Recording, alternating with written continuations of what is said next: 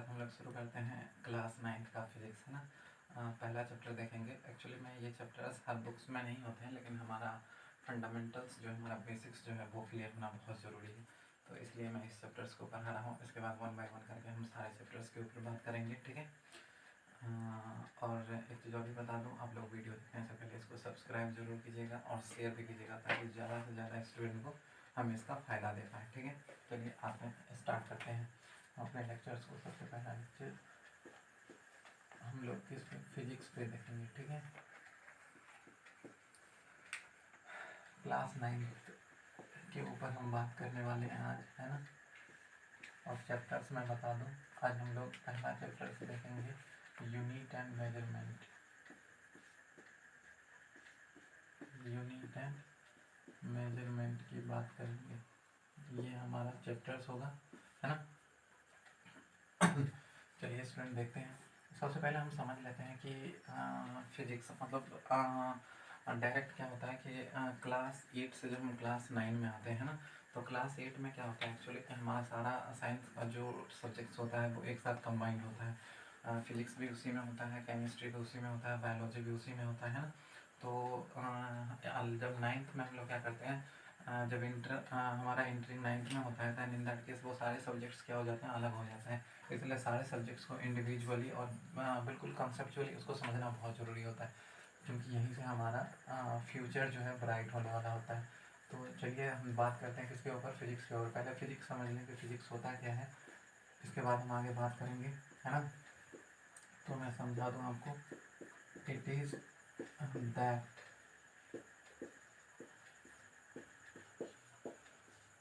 branch of science, it is that branch of science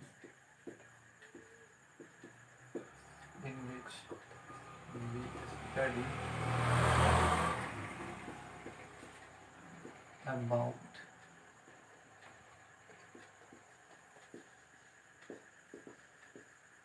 the nature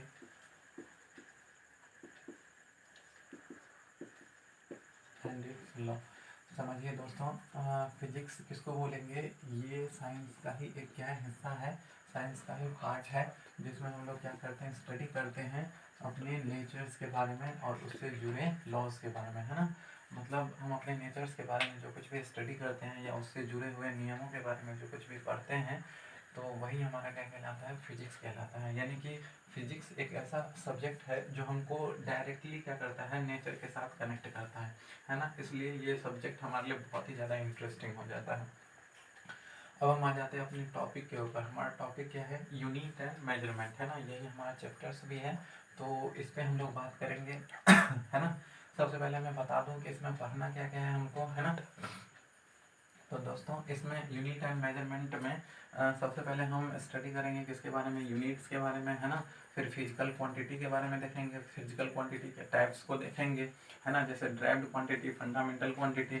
फिर units के बारे में देखेंगे, फंडामेंटल यूनिट होता है उसी को बेसिक यूनिट्स भी बोलते हैं, दूसरा ड्राइव्ड यूनिट। इसके अलावा कुछ अदर यूनिट्स भी होते हैं जिसको सिस्टम ऑफ यूनिट के अंदर हम लोग क्या करेंगे, स्टडी करेंगे, जैसे MKS होता है, FPS होता है, CGS होता है ना। इसके अलावा फिर हम बात करें तो उसी में हम लोग SI सिस्टम के बारे में देखेंगे, है ना दोस्तों। तो इस तरीके से हम क्या करते हैं, एक एक करके अपने सारे टॉपिक्स को क्लियर करते हैं। सबसे जो पहला पॉइंट होगा हमारा वो होगा यूनिट। क्या होगा दोस्तों, यूनिट होगा।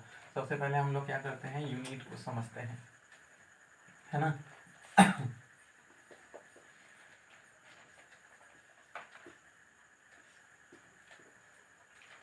यूनिट से पहले मैं आपको फिजिकल क्वांटिटी के बारे में समझा दूँ। वैसे बुक में आपको पहले यूनिट के बारे में जानने को मिलेगा, लेकिन मेरा जो अपना पढ़ाने का स्टाइल है, मैं उसी हिसाब से पढ़ाता हूँ, आपको सब्जेक्ट पे पकड़ अच्छी बनेगी इससे, है ना। चलिए हम पहले देखेंगे फिजिकल क्वांटिटी के बारे में।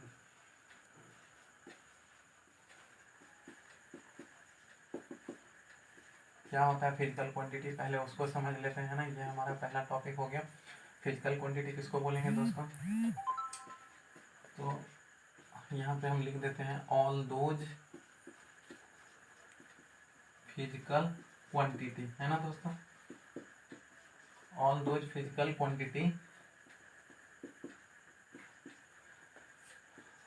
which are measurable, which are measurable is called physical quantity. उसको क्या बोला जाएगा? फिजिकल क्वांटिटी बोला जाएगा।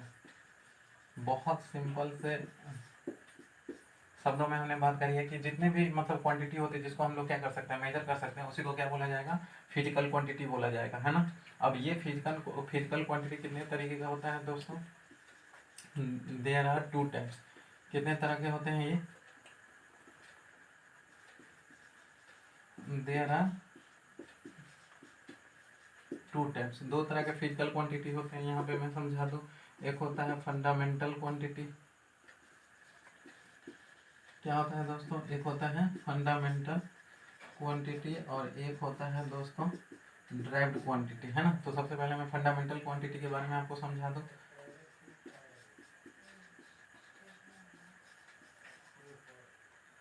ऑल दोज फिजिकल क्वांटिटीज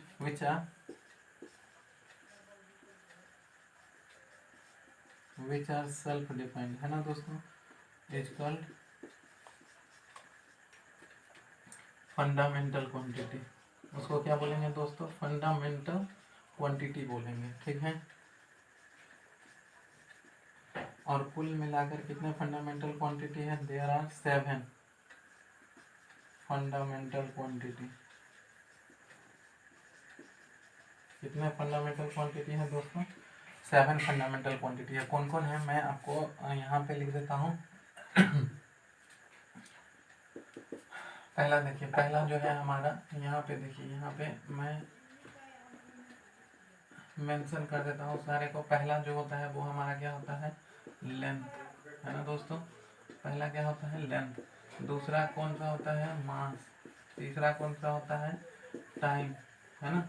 चौथा कौन सा होता है दोस्तों? करंट, है ना। करंट इलेक्ट्रिसिटी भी बोल सकते हैं आप इसको। पांचवा कौन सा होता है दोस्तों? टेम्परेचर। छठा कौन सा होता है दोस्तों? Luminous intensity. कौन सा होता है दोस्तों? ल्यूमिनस इंटेंसिटी होता है ना। और सेवेंथ है जो, वो 7 कौन सा है दोस्तों? 7 है हमारा अमाउंट ऑफ सब्सटेंस। कौन सा है? Amount of substance. तो ये 7 फंडामेंटल क्वांटिटीज है, आप याद रखिएगा। ये सारे हम क्या कर सकते हैं? लेंथ को मेजर किया जाता है, मास को मेजर किया जाता है, टाइम को मेजर किया जाता है ना। करंट इलेक्ट्रिसिटी को मेजर किया जाता है, टेम्परेचर को मेजर किया जाता है, ल्यूमिनस इंटेंसिटी को मेजर किया जाता है, अमाउंट ऑफ सब्सटेंस को मेजर किया जाता है।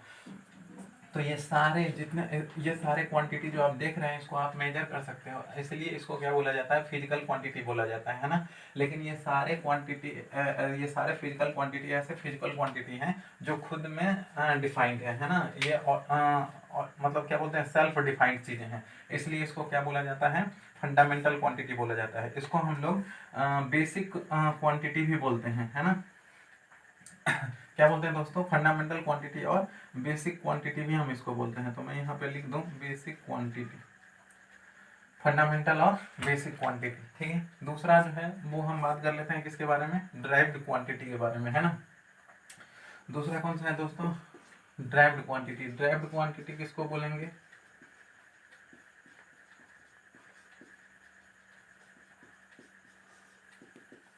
उसको समझ लेते हैं। तो ध्यान दीजिए, all those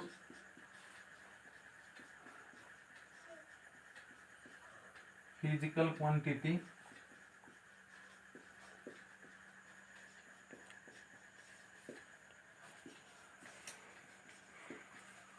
which are defined with the help of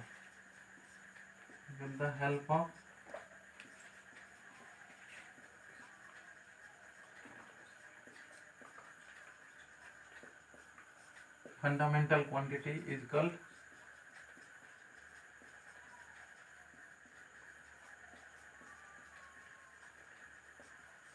derived quantity, ठीक है। चलिए यहाँ पे मैं इसका एग्जांपल लिख देता हूँ, ध्यान दीजिए। हमने यहाँ पे लिखा, क्या लिखा आपको कि ये डिराइव्ड क्वांटिटी ऐसे क्वांटिटी होते हैं जो किसकी किसके हेल्प से, फंडामेंटल क्वांटिटी के हेल्प से क्या होते हैं, डिफाइंड होते हैं ना। अगर फंडामेंटल क्वांटिटी नहीं हो तो ऐसे क्वांटिटी डिफाइंड नहीं होते हैं। एग्जाम्पल्स के लिए मैं आपको बता देता हूँ। जैसे आपका वेलोसिटी हो गया, है ना दोस्तों, आपका एक्सेलरेशन हो गया, डेंसिटी हो गया, वर्क हो गया, मोमेंटम हो गया,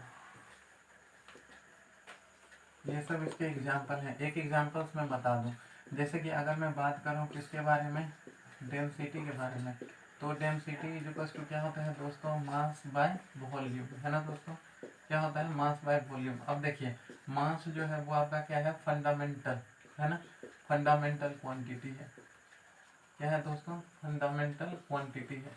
तो अगर आपको, है ना, अगर आपको मास मालूम नहीं हो तो फिर आप डेंसिटी कैलकुलेट नहीं कर सकते हो, है ना। मास आपको चाहिए ही चाहिए, तभी आप क्या कर सकते हो, डेंसिटी को कैलकुलेट कर सकते हो। इसलिए यहाँ पे लिखा गया है कि जितने भी फिजिकल क्वांटिटीज होते हैं जो फंडामेंटल क्वांटिटी के हेल्प से क्या होते हैं, डिफाइंड होते हैं, ऐसे क्वांटिटी को ही हम लोग क्या बोलते हैं, क्या बोलते हैं, ड्राइव्ड क्वांटिटी बोलते हैं। क्लियर हुआ आपका ये सारा कॉन्सेप्ट। चलिए इसको नोट कर लीजिए या स्क्रीन शॉट ले लीजिए, आपको नोट करने में काम आएगा। फिर हम आगे बात करते हैं आगे वाले टॉपिक्स पे, ठीक है। इसके बाद हम लोग यूनिट के बारे में जानेंगे, ठीक है। अब यूनिट को समझना हमारे लिए आसान होगा। मिटा दिया।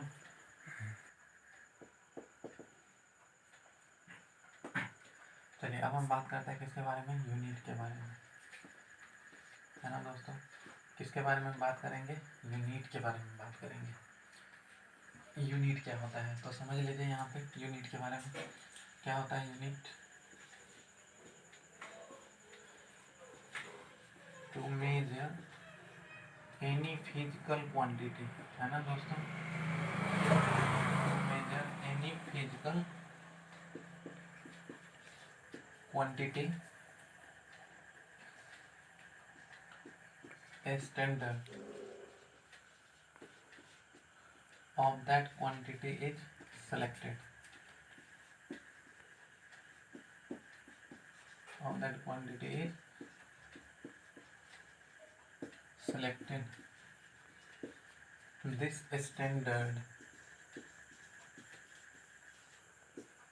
This standard is called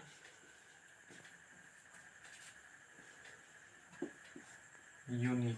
यही स्टैंडर्ड क्या कहलाता है, यूनिट कहलाता है। समझने की कोशिश की, क्या लिखा हमने, to measure any physical quantity, है ना। यहाँ पे समझने की कोशिश कीजिए, किसी भी फिजिकल क्वांटिटी को मेजर करने के लिए जो स्टैंडर्ड, यहाँ पे आपका कीवर्ड क्या है, स्टैंडर्ड, है ना। जो भी स्टैंडर्ड क्या किया जाते हैं, सेलेक्ट किया जाते हैं, वही स्टैंडर्ड आपका क्या कहलाता है, that standard is known as unit, है ना। वही स्टैंडर्ड आपका यूनिट कहलाता है। एग्जाम्पल के लिए मैं आपको बता दूं, है ना, जैसे सपोज कीजिए कि अगर लिखा हुआ है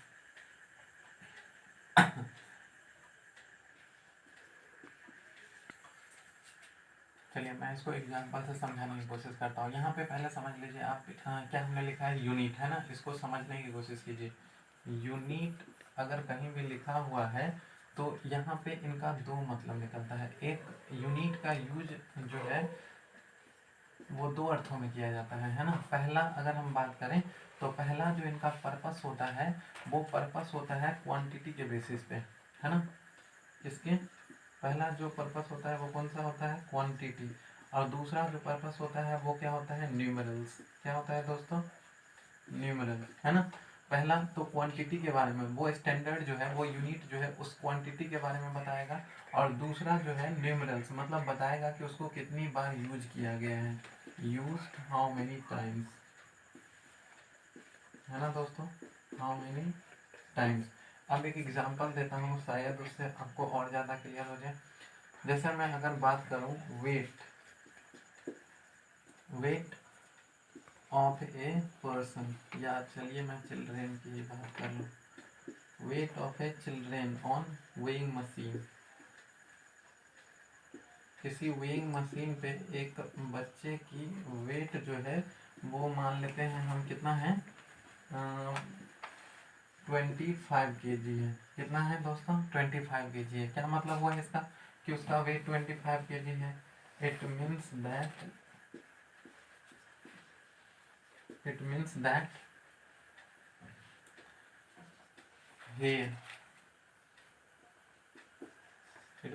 here किलोग्राम है ना, इसको क्या बोलेंगे हम? किलोग्राम। यहाँ पे मैं लिख दूं, ब्रैकेट में लिख देता हूँ मैं इसको, किलोग्राम इज द स्टैंडर्ड, है ना। किलोग्राम ही हमारा क्या है यहाँ पे? स्टैंडर्ड है। इस कीवर्ड को पकड़िएगा, ठीक है। Kilogram is the standard which is used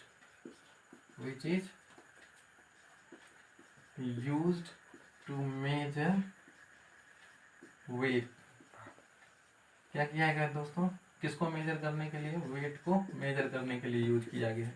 तो यहाँ देख रहे हैं आप, एक तो यहाँ पे क्या आ गई बात? क्वांटिटी की बात आ गई, ठीक है। यहाँ किसकी बात आ गई? क्वांटिटी की बात आ गई। और एक और था न्यूमरल्स। तो देखिए जिसका इस्तेमाल कितनी बार किया गया है? विच इज यूज्ड 25 टाइम्स, है ना। तो यहाँ पे क्या आ गया? न्यूमरल्स आ गया। तो किसी भी क्वांटिटी को मेजर करने का जो पर्पस होता है, अब समझ में आ गया होगा आप लोगों को। जो भी यूनिट्स होते हैं वो दो टर्म्स पे बात करते हैं, एक तो क्वांटिटी के टर्म्स पे, दूसरा न्यूमेरल्स के टर्म्स पे, है ना। यहाँ पे हमने एग्जांपल्स पे आपको बता दिया कि अगर किसी चिल्ड्रेन का वेट वेइंग मशीन पे 25 kg है, इट मीन्स दैट कि यहाँ जो स्टैंडर्ड सेलेक्ट किया गया है उस बच्चे के वेट को मेजर करने के लिए, वो किलोग्राम सेलेक्ट किया गया है ना। तो किलोग्राम जो सिलेक्ट किया गया है वो किसके लिए सिलेक्ट किया गया है? वेट को मेजर करने के लिए। तो वेट हमारा क्या हो गया दोस्तों? क्वांटिटी हो गया, है ना। वेट हमारा क्या हो गया? क्वांटिटी हो गया। और दूसरा कि इसका यूज कितनी बार किया गया है, how many times this is used? Man 25 times. Reply क्या आता है? 25 टाइम्स। तो ये 25 क्या है? नंबर ही है ना। तो इसलिए हम क्या बोलते हैं? न्यूमरल्स। तो दो पर्पस में इसका यूज होता है, क्वांटिटी के पर्पस में और दूसरा न्यूमरल्स के पर्पस में, ठीक है। आगे हम देखते हैं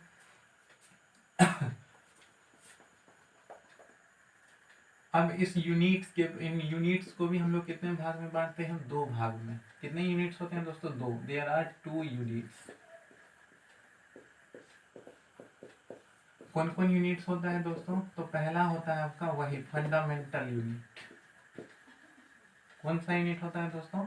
फंडामेंटल यूनिट होता है, ठीक है। और दूसरा जो होता है आपका वो कौन सा होता है? दूसरा होता है डिराइव्ड यूनिट। मैं दोनों को यहाँ पे लिख दे रहा हूँ, डिराइव्ड यूनिट, है ना। चलिए मैं पहले को एक्सप्लेन करता हूँ, फंडामेंटल यूनिट, है ना। पहले ही मैं बोल चुका हूँ, फंडामेंटल को एक और नाम से हम लोग जानते हैं, वो क्या है? बेसिक, है ना। तो इसको बेसिक भी बोल सकते हैं, फंडामेंटल यूनिट और बेसिक यूनिट। तो फंडामेंटल या बेसिक यूनिट किसको बोलेंगे दोस्तों? मैं यहाँ पे लिख देता हूँ, है ना।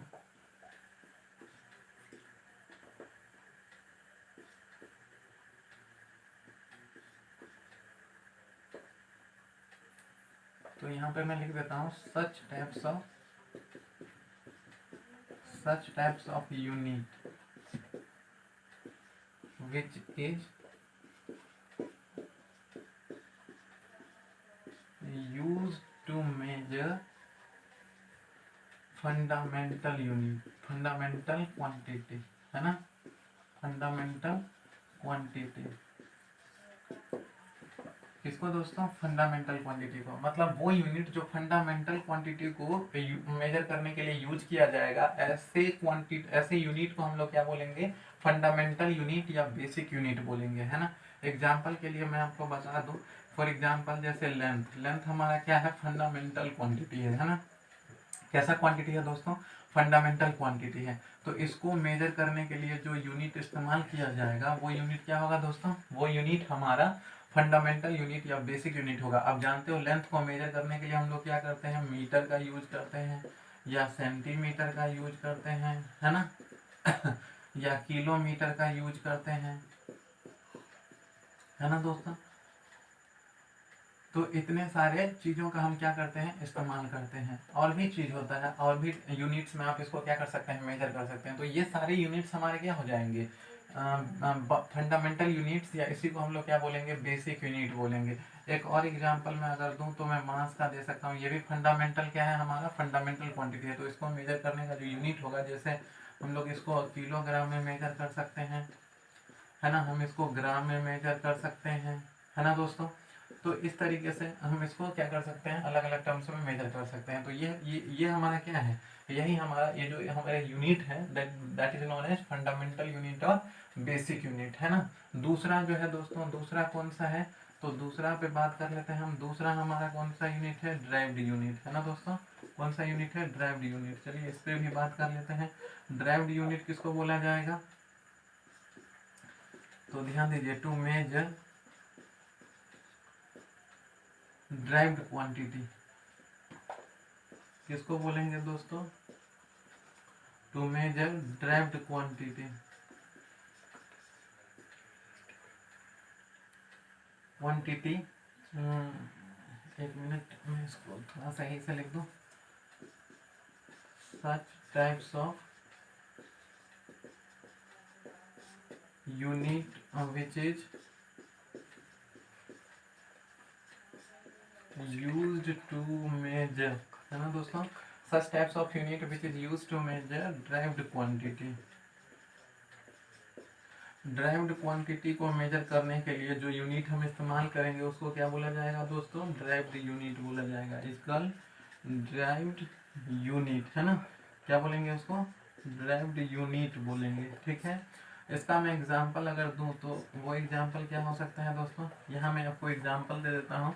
जैसे सपोज कीजिए एरिया, है ना, तो एरिया, या फिर मैं और भी दूसरा आपको यूनिट बता सकता हूँ, जैसे वेलोसिटी, है ना दोस्तों। तो वेलोसिटी हमारा क्या था,